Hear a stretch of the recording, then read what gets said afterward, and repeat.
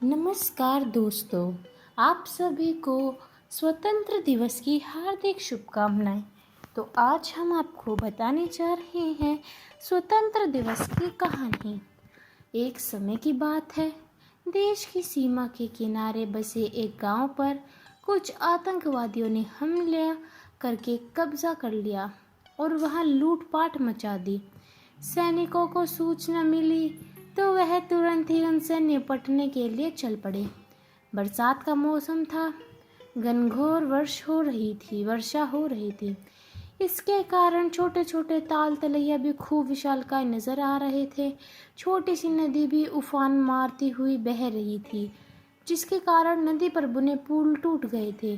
सैनिकों को वह नदी पार करनी थी, मगर कैसे करते?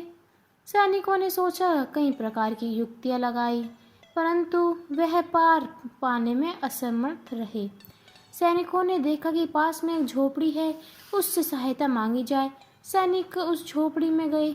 उस झोपड़ी में एक महिला थी जो दिन भर कार्य करती थी और अपनी झोपड़ी में रहती थी। उस महिला के पास अन्य कोई स्थान या घर नहीं था।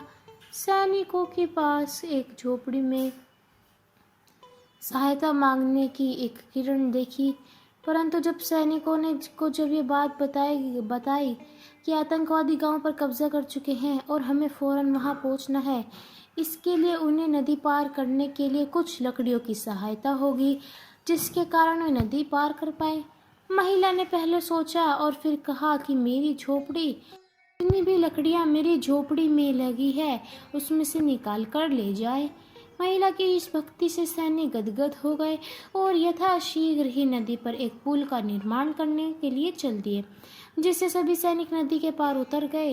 महिला के इस देशभक्ति की सराहना जितनी करे उतनी ही कम है। सैनिक जल्दी से उसी गांव पर पहुंच गए जहां से आतंकवादियों ने कब्जा किया हुआ था।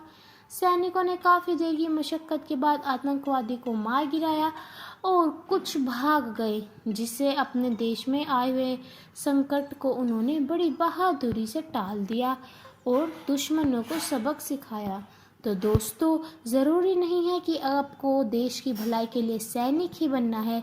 आप छोटे छोटे कार्य कर कर अपने बच्चों को देशवीर भक्तों के बारे में जानकारी देकर उनके मन में भी यह प्रेरणा जगा सकते हैं कि वे बड़े होकर हमारे देश के लिए कुछ न कुछ ऐसा करे जिससे हमारा देश आगे बढ़े और हमें अपने देश पर में ऐसे रहने वाले नागरिकों पर गर्व हो।